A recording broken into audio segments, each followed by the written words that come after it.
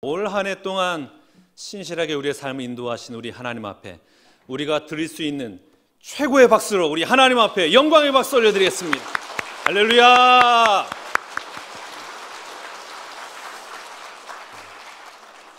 표현을 잘하시고 아멘 할 때는 아멘도 크게 하시고 사랑합니다, 축복합니다 말도 하시고 그렇게 우리가 이 땅을 살아갈 수 있기 원합니다. 어떤 학생이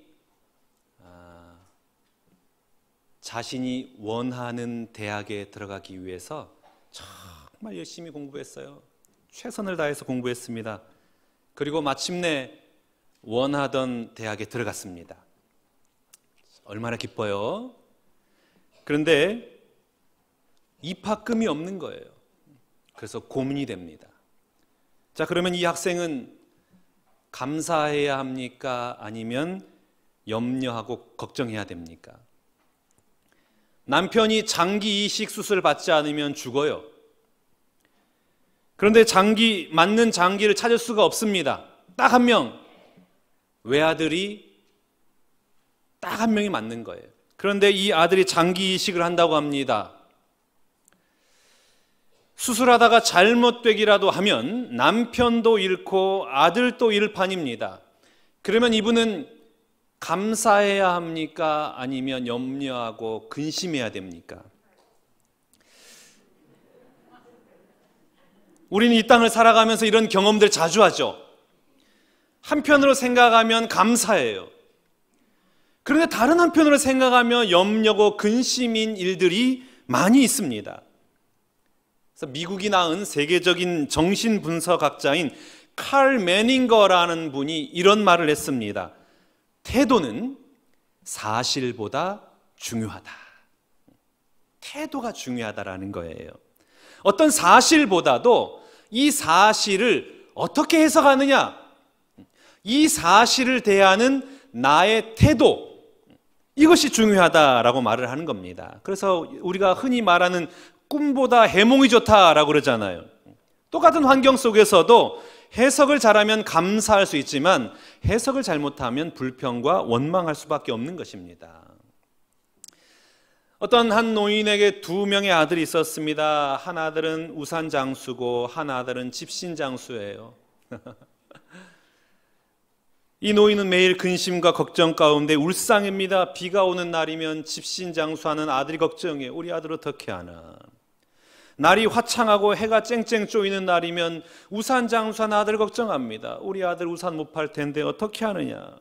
이것을 옆에서 지켜보던 친구분이 생각을 바꿔보라. 비가 오는 날은 우산 장수 아들이 잘 될 것이고 해가 쨍쨍 쬐는 날은 집신 장수 아들이 잘 될 터인데 생각을 바꿔봐라.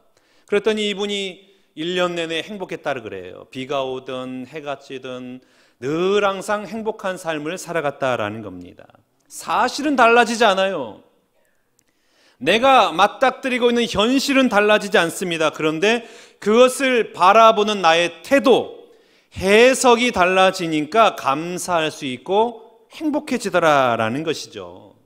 오늘은 추수감사주일입니다. 오늘 이렇게 아름답게 장식을 했습니다. 한 해 동안 우리를 인도하시고 열매 맺게 하신 하나님 앞에 정말 최고의 감사 올려드리는 거예요. 그런데 오늘 우리가 경험하고 있는 올해 맞이하는 이 추수감사주일은 어느 때보다도 힘든 시기에 추수감사주일을 맞이합니다. 당장 최근에 이태원 참사로 인해서 156명의 희생자가 발생했고 그리고 196명의 부상자가 발생했어요. 선진국이라고 하는 대한민국 수도 서울 한복판에서 이런 일이 발생한 거예요. 또한 레고랜드 사태로 인해서 채권 시장이 얼어붙었어요. 그래서 정부가 50조 이상을 투입한다 그럽니다. 국가 부도의 위험이 최근 6년 동안 최고치라는 거예요. 위험하다라는 거예요. 고환율, 고금리, 고물가 힘들어요. 경제 활동, 그러니까 사업을 하는 분들뿐만 아니라 이 땅을 살아가는 경제 활동을 하는 모든 사람들이 지금 힘든 거예요. 물가도 비싸고 이자도 비싸고 살아가기가 어렵습니다. 어떤 분들은 IMF 때보다 더 힘들 것이다 라는 그런 예측을 합니다. 북한은 탄도미사일을 계속 보내고 우리를 위협하고 도발을 해요. 여전히 우크라이나와 러시아는 전쟁 중에 있습니다. 아무리 생각하고 주변을 돌아보아도 감사할 게 별로 없어요. 힘들어요.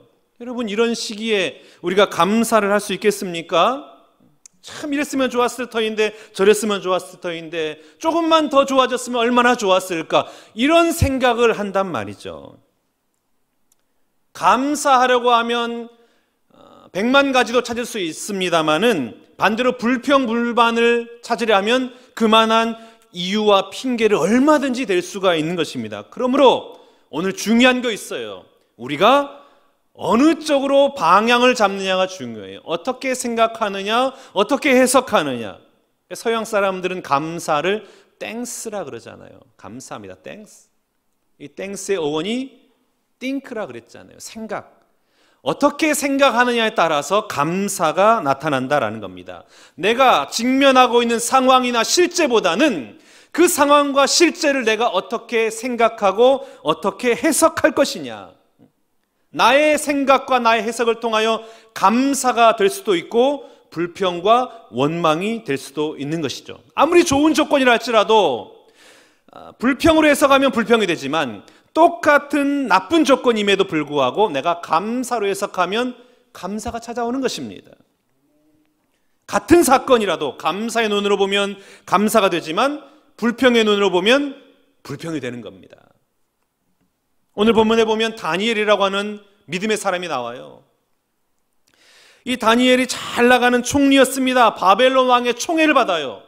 그러니까 주변에 다니엘을 시기합니다. 다니엘을 시기하는 자들이 이 다니엘을 어떻게 죽일까 고민하다가 방법을 찾아냈는데, 다니엘서 6장 7절 말씀을 봐보겠습니다. 나라의 모든 총리와 지사와 총독과 법관과 관원이 의논하고 왕에게 한 법률을 세우며 한 금령을 정하실 것을 구하나이다. 왕이여, 그것은 곧 이제부터 30일 동안에 누구든지 왕 외에 어떤 신에게나 사람에게 무엇을 구하면 사자굴에 던져 넣기로 한 것이니이다. 앞으로 한 달 동안 30일 동안 왕 외에 어떤 신에게 절하거나 기도하면 사자굴에 넣어서 죽입시다. 말도 안 되는 이 금령을 선포하게 하는 겁니다. 다니엘을 시기하는 이 부패한 관료들, 백성이 이 땅을 어떻게 살아가는지 관심도 없고 자신의 오로지 안위만을 생각하는 이 탐관오리들의 이 말도 안 되는 이런 말만 듣고 왕이 덥석 그 법안을 공포해버리고 만 겁니다. 이 법안을 바라보고 있는 다니엘의 마음이 어떻겠어요? 왕이 얼마나 한심하겠어요? 사람들도 제대로 모르고 주변에 있는 아첨하는 사람들 말만 들으니 다니엘이 그 마음이 얼마나 원망스럽고 그 왕이 얄밉겠습니까? 이건 모함이고 누명이고 그 자체가 이미 모순인 거예요. 이것을 생각하면 그냥 하늘이 무너져요. 복장이 터질 노릇입니다. 이런 말도 안 되는 상황 속에서 다니엘이 어떻게 했는지 봐볼까요? 오늘 본문 우리가 읽었던 말씀입니다. 10절 말씀, 다니엘이 조서의 왕의 도장에 찍힌 것을 알고도 자기 집에 돌아가서는 윗방에 올라가 예루살렘으로 향한 창문을 열고 전에 하던 대로 하루 3번씩 무릎을 꿇고 기도하며 그의 하나님께 감사하였더라. 왕의 도장에 찍힌 것을 알고도 예루살렘 성전을 향하여 창문을 열고 하루에 3번씩 전에 하던 대로 무릎을 꿇고 하나님 앞에 기도하면서 감사하였더라. 기도하면 사자굴에 던져져서 죽을 수밖에 없습니다. 그런데 다니엘은 그런 순간에서도 하나님 앞에 감사하였더라. 왜 감사했을까요? 다니엘은 무엇 때문에 감사할 수 있었을까요? 다니엘은 바벨론으로 잡혀온 포로입니다. 노예예요. 그 당시에 바벨론으로 잡혀온 포로 수가 5만 명입니다. 느부갓네살 왕이 이 5만 명 중에서 똑똑한 사람이 누구인지 고르고 골라가지고 선발해서 왕궁에서 자라게 하고 공부를 시키고, 그래서 나중에 바벨론 나라를 위해서 헌신하게끔 나라를 잘 되게 하기 위해서 그들을 사용하려고 발탁을 합니다. 그 중에 발탁된 사람이 다니엘이에요. 다니엘과 더불어 사드락, 메삭, 아벳느고, 다니엘 4명이 선발돼요. 그러니까 5만 명 중에 4명이 선발됐으니까 경쟁률이 어떻게 됩니까? 무려 12,500대 1의 경쟁률을 뚫고 발탁이 된 거예요. 어마어마한 기적인 것이죠. 다니엘 입장에서 봤으면은 이거는 정말 놀라운 하나님의 기적인 거예요. 하나님의 은혜인 겁니다. 더군다나 발탁된 것도 감사한데 왕실의 부귀영화를 누려요. 너무나 모든 사람들이 부러워할 만한 삶을 살아가요. 누가요? 노예가. 더군다나 유대인으로서의 신앙의 절기를 지킵니다. 하나님을 예배해요. 하나님 백성의 정체성을 잃지 않고 애굽의 총리에 오르면서도 그 다른 나라의 바벨론의 총리를 하면서도 이스라엘 백성으로서의 정체성, 하나님 선민의 그 정체성, 신앙인의 삶을 잃어버리지 않았다라는 겁니다. 이런 일련의 일을 생각해 보니까 하나님의 은혜인 거예요. 내가 어떻게 이 자리에 올 수 있었을까?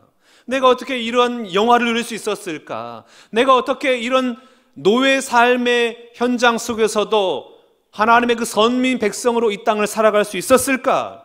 그걸 생각하니까 감사가 되는 거예요. 그러나 한편으로 생각하면 얼마든지 불평할 수가 있잖아요. 하나님 이럴 수는 없지 않습니까? 입장을 바꿔놓고 한번 생각해 보십시오. 제가 하나님을 얼마나 지극히 섬겼는데 사자굴에 던져 넣는다니요. 이건 말도 안 되는 것 아니겠습니까? 제가 어려서부터 왕이 주는 산의 진미와 포도주는 마시지도 않고 율법의 말씀을 따라 하나님 섬겼는데 이럴 수가 있습니까? 얼마든지 이럴 수 있잖아요. 그런데 성경 어디에도 다니엘이 불평했다라는 말은 찾아볼 수가 없습니다. 자신이 당한 일을 어떻게 생각하느냐 하는 것은 감사가 될 수가 있고 불평과 원망이 될 수도 있는 겁니다. 생각하면 생각할수록 억울하고 분해요. 이렇게도 생각할 수 있지만 그럼에도 불구하고 감사합니다. 이렇게도 할 수 있다는 것입니다. 그럼에도 불구하고 감사합니다. 이런 고백이 나올 때에 감사가 되고 기적이 일어나는 것입니다. 심리학자인 레오 버스카글리아 교수가 어렸을 때에 아버지가 사업을 하셨는데 사업에 부도가 났어요. 망한 겁니다. 집이 쫄딱 망했어요. 그런데 그날 저녁 이 소식을 들은 어머니가 자신이 가지고 있는 가장 귀한 보석 목걸이를 팔아가지고 잔치를 합니다. 모아도 부족할 판에 아끼고 아껴서 다음 재기할 날을 준비하여도 부족할 판에 지금 그거 비싼 보석 목걸이를 팔아가지고 저녁 한 끼를 아주 거하게 만들어 놓은 거예요. 그러니까 이 일로 인해서 친척이나 주위 사람들이 얼마나 어머니를 핀잔하고 책망했는지 몰라요. 왜 그러느냐? 왜 그렇게 어리석은 일을 하느냐? 그때 어머니가 이렇게 말했답니다. 그날 저녁이야말로 우리 가족에게는 다른 어떤 때보다 기쁨이 필요했던 저녁이었기 때문입니다. 그날 이 레오 교수의 아버지가 이렇게 말을 해요. 네 어머니는 우리에게 자신의 보석보다 우리 가족이 더 소중하다라는 것을 깨우쳐 주었고 나는 그날 다시 용기를 내고 내 인생에 도전하기로 결심하였단다. 여러분, 좋은 일이 있을 때는 잔치 안 해도 됩니다. 잔치 안 해도 그냥 잘 살 수 있어요. 그러나 힘든 일이 겹칠 때는 잔치를 열어야 되는 거예요. 그게 바로 믿음이에요. 왜 그렇습니까? 힘든 일이 닥치면 닥칠수록 우리의 삶이 너무나 힘드니까 하나님의 은혜를 망각해버려요. 하나님이 인도하신 그 은혜를 생각하지 못하고 오늘 내가 닥친 현실만 급급해가지고 원망하고 불평할 수가 있단 말입니다. 그래서 힘들고 어려울수록 우리는 잔치를 베풀어야 하는 것입니다. 감사절은 어떤 절기냐? 풍성한 수확과 좋은 형편이기 때문에 하나님 앞에 감사절을 올려드리는 것이 아닙니다. 하나님 때문에 감사절을 지키는 겁니다. 그래서 여러분, 성경은 추수감사절 지킬 때에 가장 핵심적인 단어가 있어요. 그게 뭐냐? 기억하라. 기억해라. 무엇을 기억해라? 종된 너희를 출애굽시켜서 가나안 땅에 들어가게 하신 하나님의 은혜를 기억해라. 그게 추수감사절의 본래 목적입니다. 기억하라는 거예요.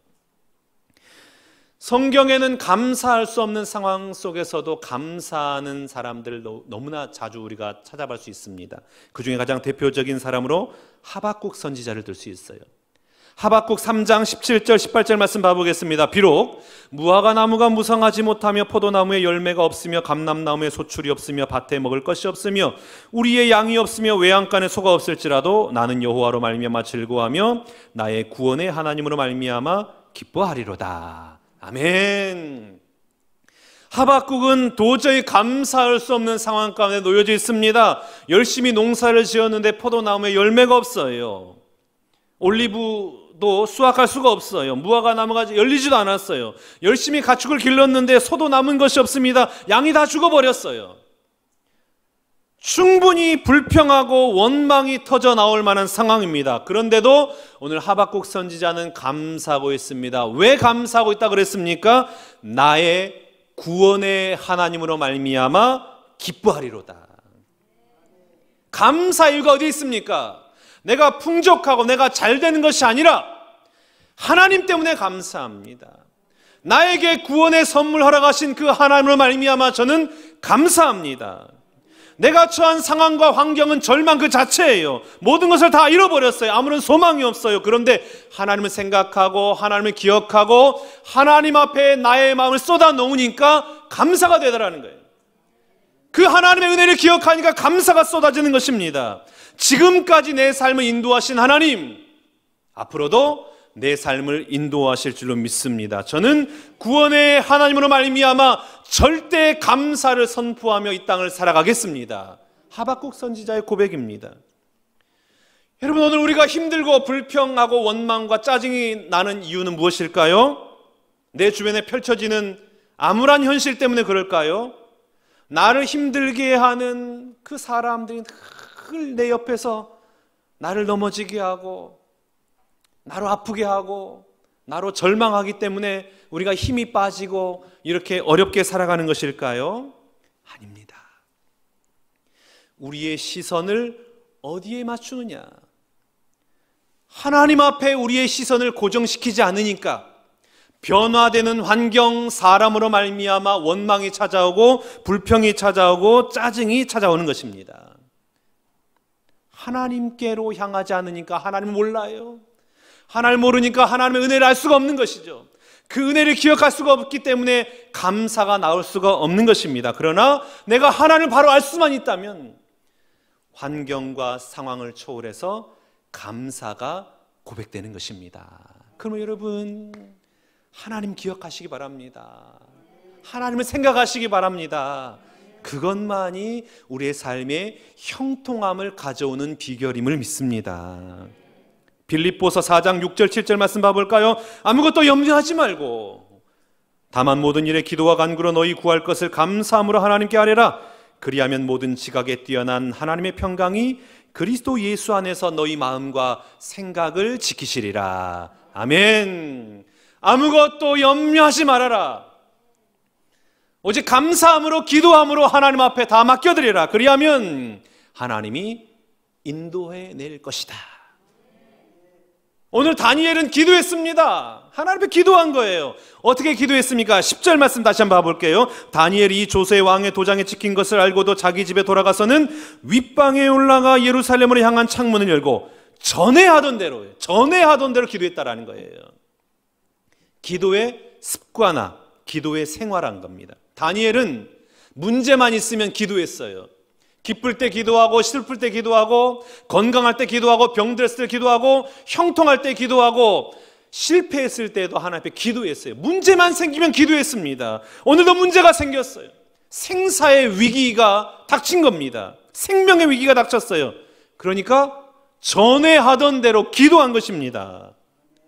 평상시에 기도하지 않으면 어려움 당하면 기도할 수가 없어요. 방황하고 당황하고 절망할 수밖에 없어요. 그러니 여러분, 평상시에 기도의 습관을 들이는 여러분 되시기를 축복합니다. 좀 새벽의 문도 한번 열어보세요. 새벽 기도에도 한번 와보시고요. 그리고 예배도 오셔서 하나님 앞에 기도하시고, 오셔서 일주일 만에 만났으니까 반갑고 어떻게 살았는지 안부도 궁금하고 그렇지만 그것보다 더 중요한 게 있습니다. 하나님 앞에 기도하는 거, 우리의 마음을 쏟아놓는 거예요. 하나님 역사하세요. 하나님 도와주세요. 하나님 은혜 베풀어 주세요. 그 기도의 습관, 예배 때마다 기도하는 거 얼마나 중요한지 모릅니다. 여러분, 오늘 다니엘이 하나님 앞에 기도하니까 감사가 찾아온 거예요. 감사가 찾아오니까 그 감사 때문에 또다시 기도한 겁니다. 기도가 그런 것이에요. 기도를 통하여서 하나님의 은혜를 경험한 것입니다. 사람의 문제, 그 사람 붙들고 사람과 해결하려고 하지 말고 하나님 앞에서 하나님과의 관계에서 이 문제에 대한 해답을 찾고 하나님의 은혜 안에 머무는 여러분 되시기를 주님의 이름으로 축복합니다. 기도하니까 감사하게 된 거예요. 감사 이유를 발견한 겁니다. 오늘 다니엘은 감사 기도를 하면 미래에 자신이 죽을 줄 알았어요. 그럼에도 불구하고 2층에 올라갑니다. 창문을 엽니다. 예루살렘 성전을 향하여 무릎을 꿇고 기도합니다. 이것은 무슨 뜻일까요? 내 인생 내가 고민한다 한들 바뀐 것이 무엇이 있겠는가? 지금까지 나를 신실하게 인도하신 그 하나님 앞에 내 인생을 맡겨드립니다. 이제 앞으로 일어날 모든 일은 하나님 앞에 전적으로 맡기겠습니다. 나의 미래의 시간은 하나님 손에 달려 있습니다. 이 고백 갖고 있는 것입니다. 인간적으로 보면 사자굴이 지금 앞에 다가오고 있는 거예요. 그러나 다니엘은 사자굴에 집착하지 않습니다. 자신과 함께 하실 하나님께 집중하는 거예요. 현실만 바라보고 문제만 바라보고 불행할 미래를 생각하면 원망하고 불평할 수밖에 없는 것입니다. 그런데 구원해 주시고 이끌어 주실 하나님 앞에 집중하니까 감사가 고백되어지고 하나님의 은혜 안에 머물 수가 있게 된 것입니다. 한번 따라해 볼까요? 나의 미래는 나의 능력이 아니라 하나님 손에 달려 있습니다. 아멘. 하나님 손에 달려 있는 거예요. 다니엘이 이렇게 감사하니까 하나님 손에 맡겨드립니다. 이렇게 기도하며 나아가니까 어떤 일이 생겼습니까? 다니엘서 6장 22절 말씀, 나의 하나님이 이미 그의 천사를 보내어 사자들의 입을 봉하셨으므로 사자들이 나를 상의하지 못하였사오니 이는 나의 무죄함이 그 앞에 명백함이오며 또 왕이여 나는 왕에게도 해를 끼치지 아니하였나이다 하니라. 하나님이 천사를 보내셔서 사자의 입을 봉하셨습니다. 하나님만이 하실 수 있는 기적을 베풀어 주신 거예요. 하나님만이 주실 수 있는 은혜를 다니엘에게 베풀어 주신 것입니다. 그리고 하나님을 알지도 못한 이방 나라의 그 왕의 입술을 통하여 무슨 고백이 고백되는지 한번 봐볼까요? 다니엘서 6장 27절 말씀, 그는 구원도 하시며 건져내기도 하시며 하늘에서든지 땅에서든지 이적과 기사를 행하시는 이로써 다니엘을 구원하여 사자 입에서 벗어나게 하였음이라 하였더라. 아멘. 누구 고백입니까? 다니엘의 고백이 아니에요. 하나님을 모르는 바벨론 나라의 왕, 그 왕의 고백입니다. 그 왕이 뭐라고 고백합니까? 하나님은 구원도 하시고 건져내기도 하시고 이적과 기사를 행하시는 분이십니다. 다니엘의 그 감사와 기도로 말미암아 하나님의 은혜를 경험하고 하나님의 기적을 경험했을 뿐만 아니라 하나님의 영광이 온 땅 가운데 선포된 것입니다. 뿐만 아니라 28절 말씀입니다. 이 다니엘이 다리오 왕의 시대와 바사 사람 고레스 왕의 시대에 형통하였더라. 아멘. 다니엘은 나라가 바뀌고 왕이 바뀌더라도 항상 총리 그 자리를 지켰다라는 겁니다. 말도 안 되는 거, 일반적인 상식적으로는 바뀌어야 되는 게 당연한 거예요. 그런데 하나님의 은혜를 입어서 형통함의 삶이 변하지 않았다라는 겁니다.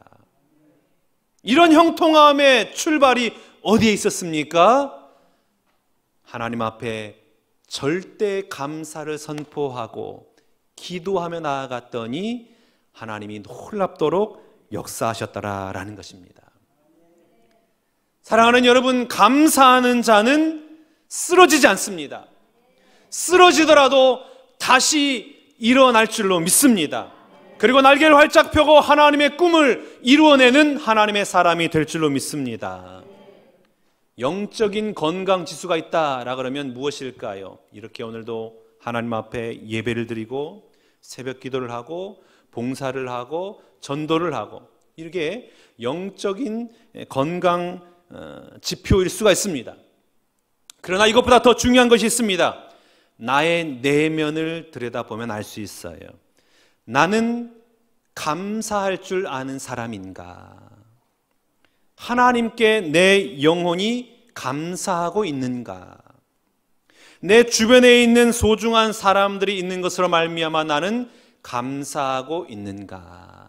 만약 그렇다라고 하면 영적으로 건강한 상태를 유지하고 있는 것입니다. 그러나 아무리 예배하고 아무리 봉사하고 아무리 열심히 헌신하고 전도를 한다 할지라도 내 영혼에 감사가 없다면 지금 영적으로 병들고 있는 것입니다. 사랑하는 신관계 성도 여러분, 얼마나 감사하고 계시나요? 아니, 힘들고 어려운 일이 닥칠 때에 무엇을 생각하고 계십니까? 불평과 불만거리를 찾으면 한도 끝도 없는 법입니다. 그러나 구원의 하나님, 나와 함께 하신 하나님, 동행하시고 변치 않는 사랑으로 늘 항상 인도하시는 그 하나님을 생각하고 하나님 앞에 감사할 때에 우리의 삶은 변화가 되고 놀랍도록 하나님의 은혜 안에 머무는 축복의 사람이 될 줄로 믿습니다. 이 한 주간도 지금까지 인도하신 하나님 앞에 감사하고 앞으로 인도하실 하나님 앞에 감사하며 감사를 선포하며 나아가서 감사의 열매로 가득 채워지는 여러분의 모든 삶이 되시기를 주님의 이름으로 축원합니다.